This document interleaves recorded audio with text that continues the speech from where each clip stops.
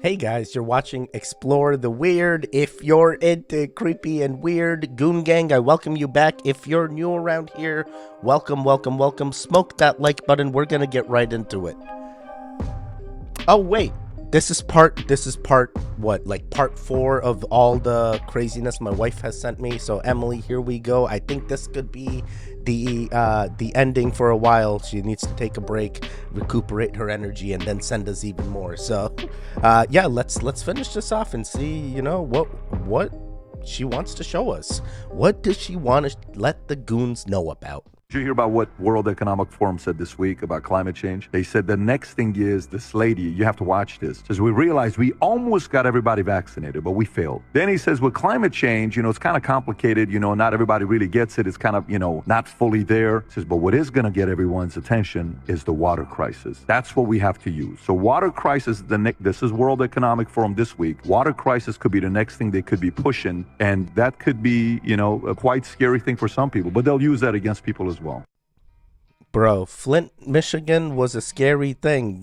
My parents were in Grand Rapids, Michigan, and they were telling me that the water crisis was a real thing. I know it's two different things in Michigan, but I'm still saying they went through the thing because anyone in Michigan was like, what if our water is affected? So I can totally relate to this guy saying, hey, if they go after the water supply next, oh my God, could you imagine that's the next scare we have? Like, do you have a way to purify water?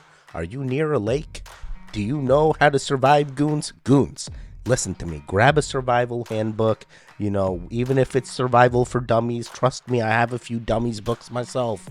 And, learn how to purify water. Not just make salt from water, because I will tell you, I'm pretty good at that. Yeah, this is an interesting take. And he was even saying, like, they tried to put vaccinations on all of us, but it's like there's still people that didn't, But yeah, interesting. I'm delivering here into these caves. Look what the sign says. 5 million square feet available.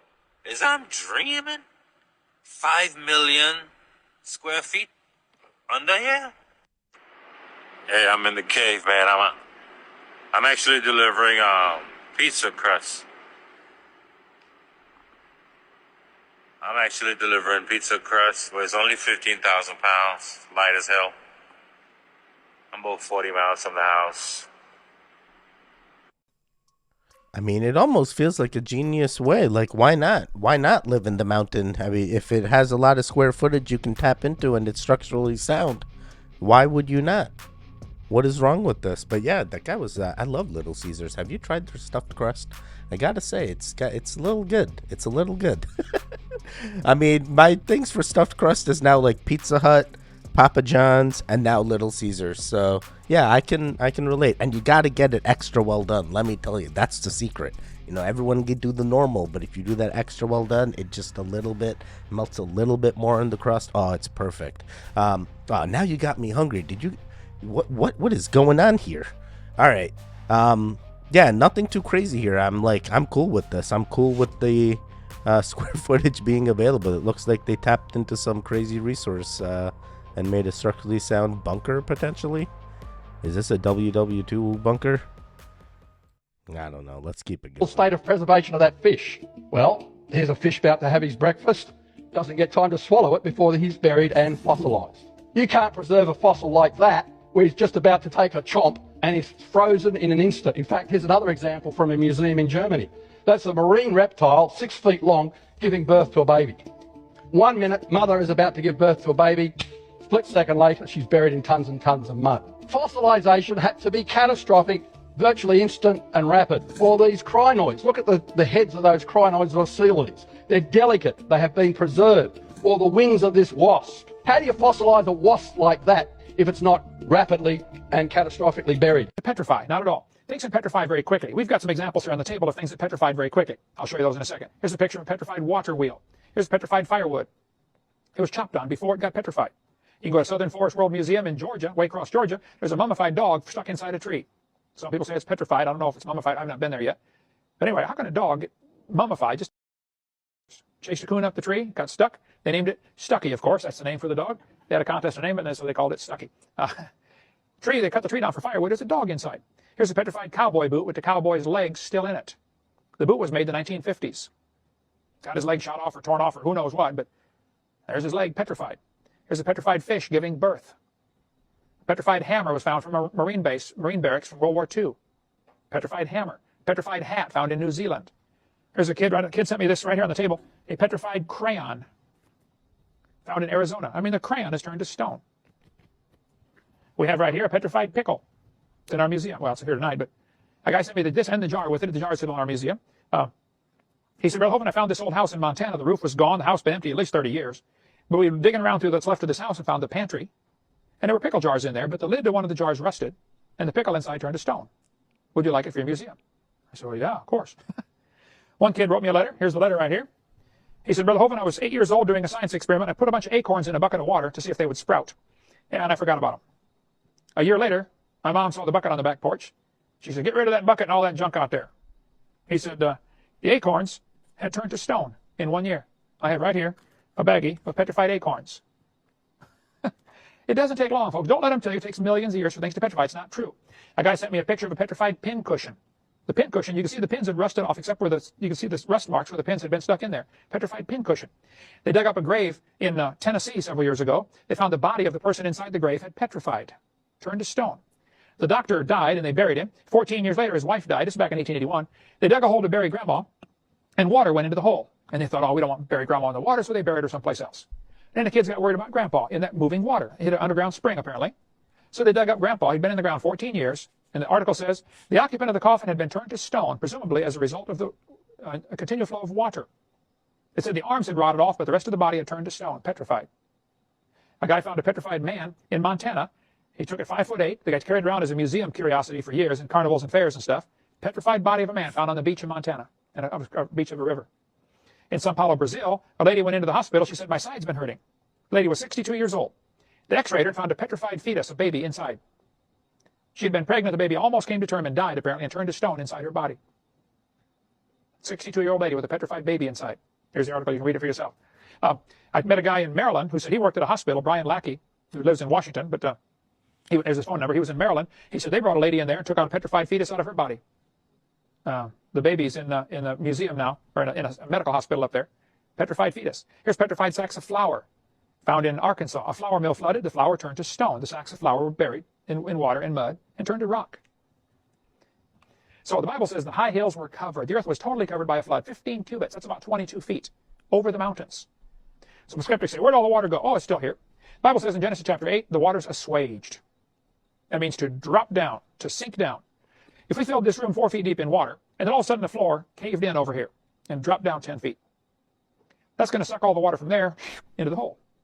Well, during the flood, you'd get this sinking process as the ocean floors would drop out and the water would rush into those holes.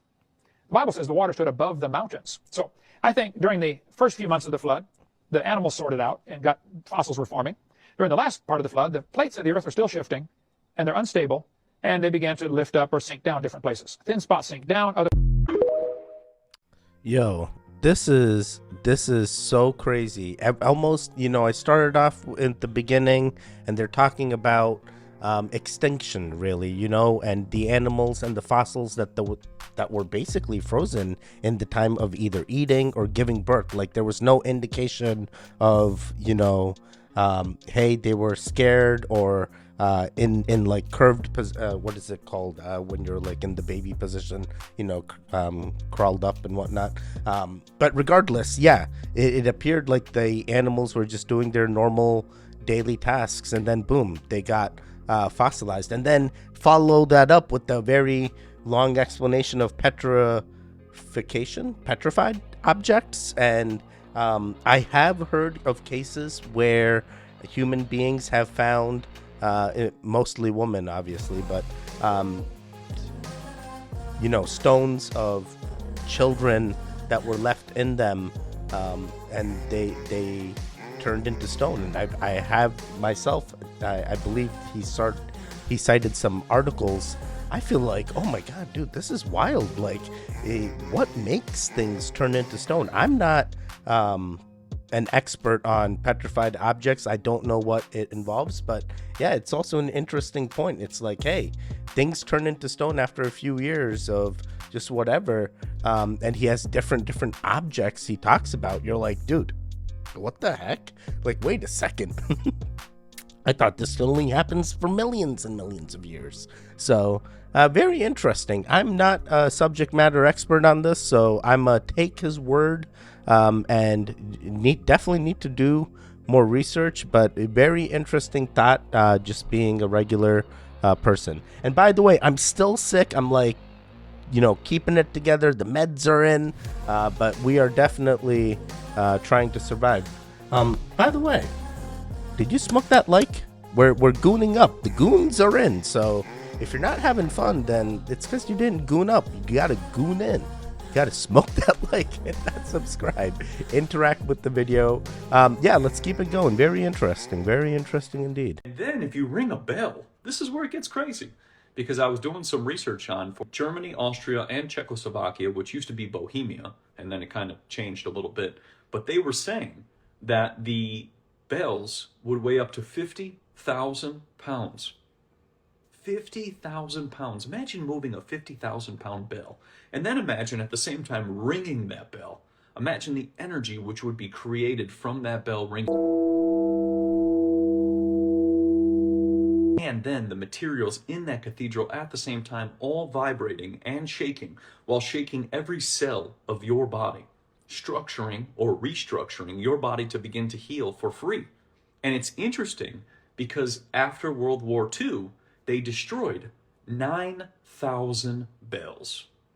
9,000. Not one, not two, 9,000. If those bells are ringing, imagine the healing that would take place in the whole town just by ringing those bells. And then the vibration, if we get into vibration can create electricity and energy as well. So if you remove all of that, and then you kind of cut the building at the top, and then you take the bell out, and then you put a cell phone tower up on top of there, you have a completely different structure. You have a structure that's now harming the people, versus before the structure was healing the people. Whoa. This is mind-blowing. I've never thought of bells in a manner of healing or even harming, and I will tell you, in my religion, we also have bells, and they're all throughout temples, and people ring the bells. There's all different size bells, and it is something to think about why in World War II they destroyed 9,000 plus bells. Like, what was the need? Like, what were they doing that they needed to do that? And what did they do with all that metal that they now have? But very interesting thoughts indeed. And I almost want to even dig deeper, because it's like, dude, are the bells a type of spacecraft that we're like mimicking, the human beings are mimicking? And then the sounds that we hear, is that type of energy that these spacecrafts harnessed in order to like do whatever they need? Because we've seen that bell shape in multiple scriptures, including Sanskrit, and then you're like, dude, what is the reasoning? And I will tell you, I've been to many temples. I'm Hindu myself, and I have heard many different bells, and I have never thought about it as like, oh my god, these bells are healing me, and now it gives you a different perspective, and I'm like, dude, I can totally see the sound being a healing vibration and something your body can benefit from. Definitely not the harm portion when you change it up, but like, yeah, this guy has opened up my mind. Very interesting thought indeed. All right, let's keep it going. If the moon is missing, which that's what we were all talking about today and seeing, then we should be asking questions where it is. I want to come out here and film this so you guys can see this star right here is what was following the moon around, but there's no moon. My question is there no moon by you? Because it is really strange to come out here when the moon should be at about 50% and there's nothing in the sky. And even when I put it up on Telegram, many people were saying the exact same thing. It's wild you just started talking about this, because I've been thinking about this. And then other people started saying, I've been thinking about this too. And it's all been in the last 72 hours. So it's almost like the moon, since it is placed above us, is pulling on our crown, or our crown chakra, that beautiful, open vortex your little vortexes. That's what these little colics are. They're little vortexes. But these colics and these vortexes are being pulled on, and it's causing us to talk about this topic. I'm here in Germany right now, and when I look into the sky right now, there's no moon, no clouds, and it's definitely not there. Exactly. That's the weird part. And the other weird part of this is that there's a little, somebody was telling me it was Jupiter, but I think it's a star that was following the moon. So as the moon would rise, this little tiny star would move with the moon. And I noticed this for about the last 40 days, I would say. So this little star would kind of go up with the moon, and it would just follow the moon, and it would just come with it. Now what's really weird is that the star goes up, but there's no moon. I have not looked at the moon enough to know its trajectory or its patterns. I just kind of believe, okay, it's in this phase right now, and I'm like, all right, makes sense, you know. And people that are ritualistic really love the no moon and full moon days, right? So yeah, this guy is talking about a vanishing moon, and I'm like, bro, come on. And then he's like, oh, there's other people out there, Teddy, listen to me, they're out there and they're telling me they look up in the sky and there's no moon for them. Unfortunately, it's not that like that for me, or haven't documented enough to come to a realization where moon wasn't where it's supposed to be. And then he talks about a star that's following the moon. I like, how can a star follow a moon? Like, even that statement sounds kind of crazy. So I'm not truly sure what this gentleman is or has experienced, but you know, keep documenting it up. Let us goons, you know, fill us in, and let us know if you do find the moon. I'm very interested to know where the moon went in wherever location you're at, and I'm kind of worried you may be in an underground bunker and you may not realize. No, I'm just kidding. He has proof. He has other people told him, guys. So yeah, I'm just like, it just feels so crazy. I cannot fathom this being. This is just like a whole different level. This is a whole different level. We're on a whole new level, Teddy. All right, let's keep it going. Okay, you guys, I need your help once again, because the Mandela effect, I think, is in full effect. Get ready to have your mind blown. What is the longest river in the United States? Answer this poll before you fucking continue. I'm going to tell you my answer exactly how I remember it. I just need to see how many people remember it the way I do. And don't go Googling the shit. Just pull it out of your brain. The Mississippi River is the longest river in the United States, right? Maybe this is a global warming issue and not a Mandela effect. But when I heard of this Mandela effect, I didn't believe it, so I had to go Google it myself. The Missouri River is the longest river in the United States. No, it's the Mississippi, and it's always been the Mississippi. The first time I was really exposed to the word Mississippi was when I was learning about the damn long river. We had to sing a song to learn how to spell Mississippi. I didn't sing a song to learn how to spell Missouri, because Missouri was not on my fucking radar. M-I, crooked letter I, crooked letter I, humpback I. Pretty soon they're gonna tell me nobody ever learned to spell Mississippi that way. When I tell you this kind of shit makes my brain hurt, it makes my brain hurt. Bro, what is happening right now? And I recently had done a Mandela effect video before I got into this series on videos my wife has sent me, but I am living in a dimension where I thought this is okay, and this is just mind-blowing. This is unexpected. Wait, I need to actually validate this for myself as well. Let me just quickly check. How is it called the Missouri River? This makes no sense. Yo, this woman just blew my mind. What is happening right now? What is it? I literally Googled it. I've always known it as the Mississippi. When did this change? How did I not realize it? They're changing the things without even me realizing it, Teddy.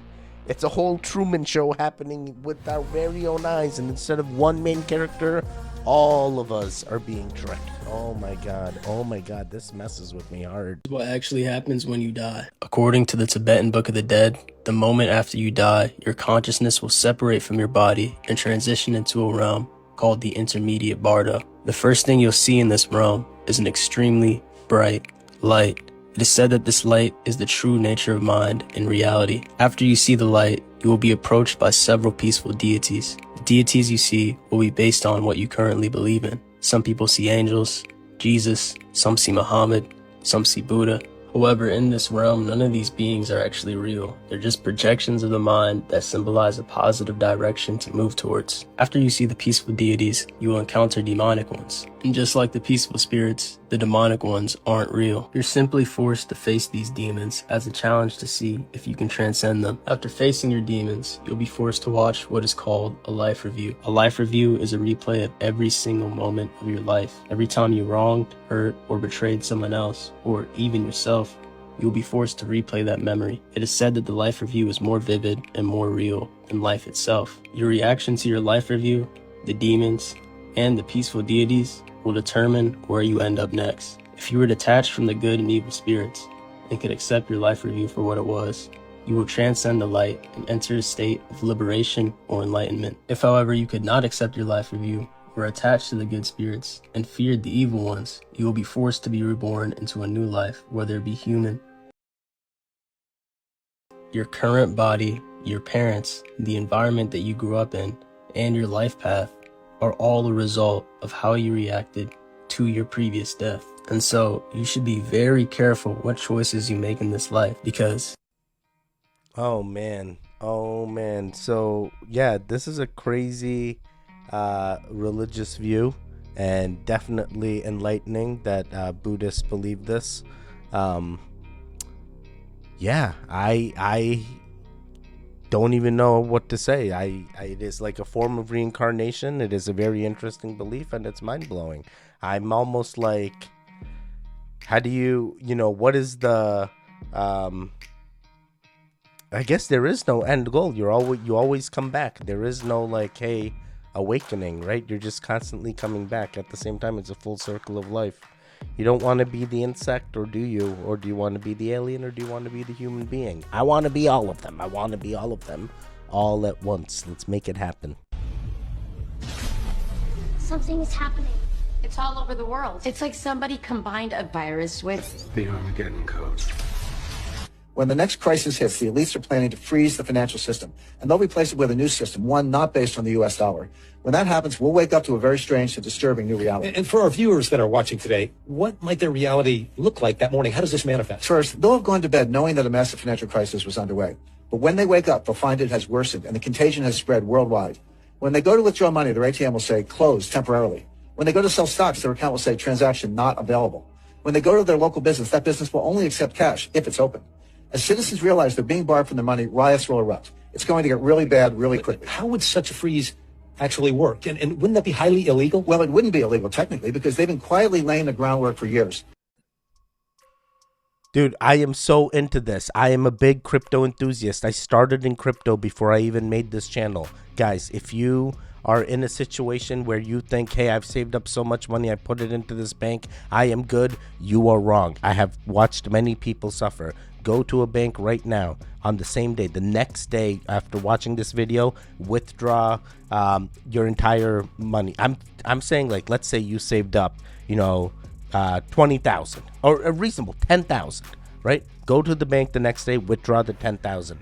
You walk into a bank, they're not going to let you withdraw the 10,000. They're going to say, oh, you need to make an appointment. Oh, we need to know that's a large sum of money that we have to transact out. A bank saying 10,000 is a large sum of money that they need to transact out because they didn't budget that you were going to make a request, and they need to go get that money so they can give it out to you. Like, this is wild. I have literally seen people go through this. And I love this. I literally do, because it's the Great Awakening, right? This is the thing. If the US dollar system gets replaced, not if, but like there will be some other alternatives, right? Bitcoin being one. I'm a big Bitcoin enthusiast. I live for the adoption of BTC and digital currencies. It is like I can totally see the need for it. Because I do believe the dollar system, even in any government entity, any bank holding your money, you do not have full access to it. If you have Bitcoin in a non-custodial wallet, meaning you bought a wallet that's, even if it's an app on your phone, that is your own type of wallet that you have, right? So No one else can talk about that access to that wallet other than you.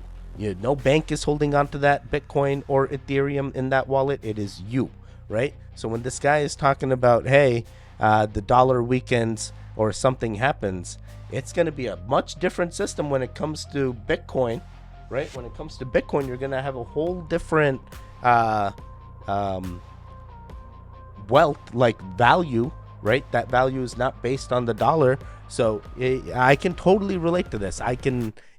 We need to wake up, basically. We need to wake up. I love this. All right, let's do one more. I talked enough crypto. If you're into crypto, go subscribe to the Crypto Future. It's at Teddy Ganja, TEDIGANJA. All right, let's do one more. I promise. This is it. An ancient, real Stargate, three-dimensional Stargate. It's not something that was recreated by the... We ought to now take you on a trip. Great, I'd love to take a trip. Machine. Yes. Before we do that, let's explain how it works. Okay.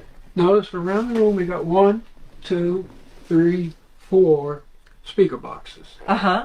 They are connected to vacuum tube amplifiers of my special design. I call it the quantum well design. The quantum physics I deal with is the physics of electrons and light going between the parallel realities. We have 7 parallel realities, which we're one of. This physical reality we can touch. You mean like 7 different Earth worlds? Whatever you want to call it. That's the quantum physics I work with. Now, in that, I went into a very, very deep study of electrons between the conductive state, which is a particle, and the vacuum state, which is a wave. You look at it as the particle is a little ball. And when it gets launched into a vacuum, since there's no atoms to jump from, it unrolls itself and becomes like a sheet traveling through the vacuum. A massless, thicknessless sheet traveling. This wave aspect of the electron is very special.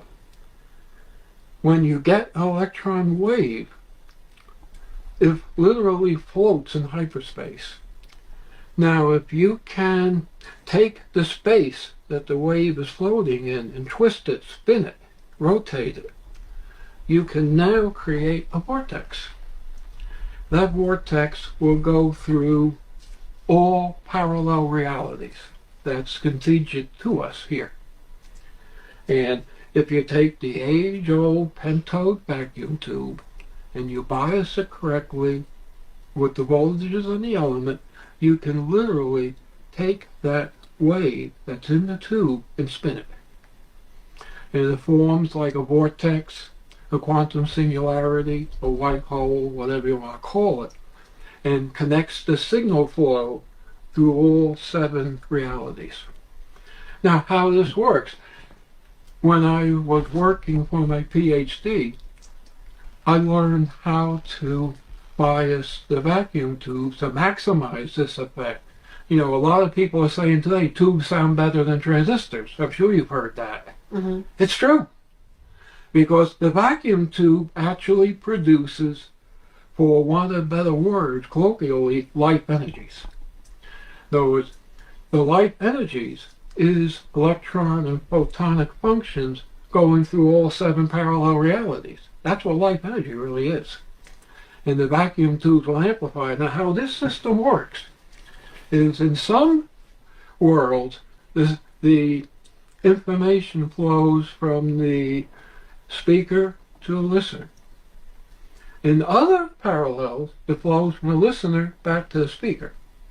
It goes into the amplifier, into this quantum well, and it gets all rolled together and spread through all 7 parallel realities, which your mind operates in at least 7 parallel realities. That's the nature of mankind. The soul, the spirit, is the image of us in other parallels. So now we have a function where you can use music to spin your mind into all 7 parallels, and at the same time it crosses the music with your function produces another function which you will be perfectly resonant with and can go very deep in the meditation.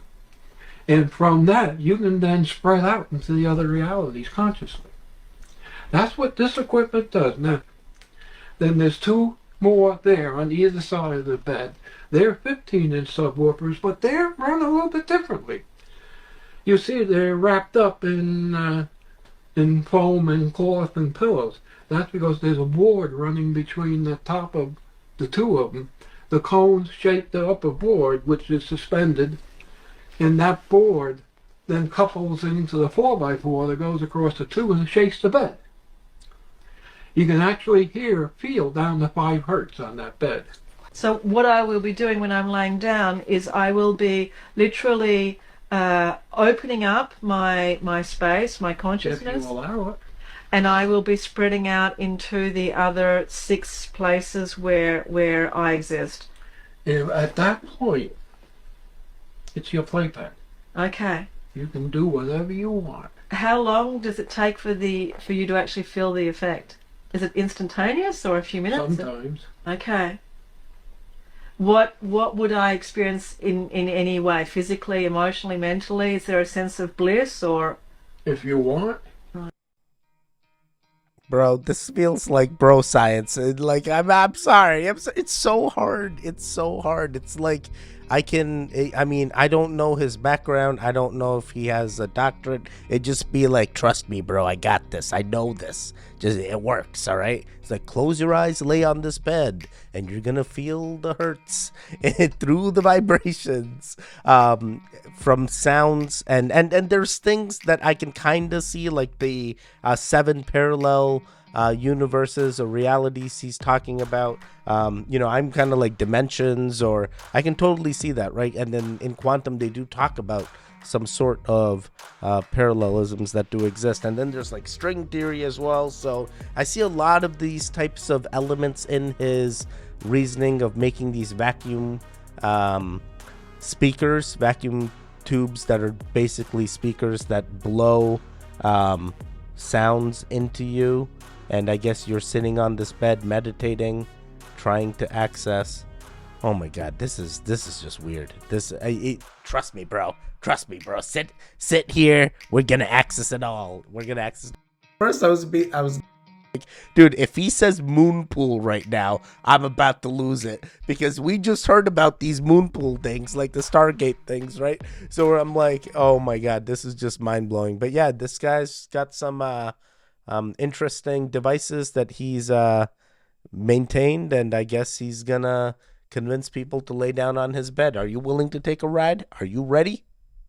I'm asking. I'm serious. We're gonna do it together. It's gonna be great. He's gonna watch over us the entire time. Can you imagine the trust me bro science? Yeah, this is very interesting. A little longer than anticipated. I normally don't make videos this long. I wonder if it's gonna end up being the regular time after editing and everything. But I still didn't finish through all the things my wife has sent, so I have another like 7 or 5 to go through. I'm gonna make her send me some more. We're gonna have to do a part 5. It's the only way. We gotta keep it going. That's the only way. Oh my God, why are these so long though? What is up with these Facebook Reels? They put a time limit on your thing. Like, dang. All right, I am good. I'm out of here, guys. I hope you had fun. And if you did, you are now a goon because you interacted with the video. Welcome, welcome, welcome. We like to do things that are very weird. And the things we do are called exploring. We do something called exploring the weird. All right. I am very happy to know that you made it to the end of this video. The way I'll know is if you say screwdriver. You say screwdriver, I know you made it. Otherwise, shall see you next time. Stay safe and goodbye.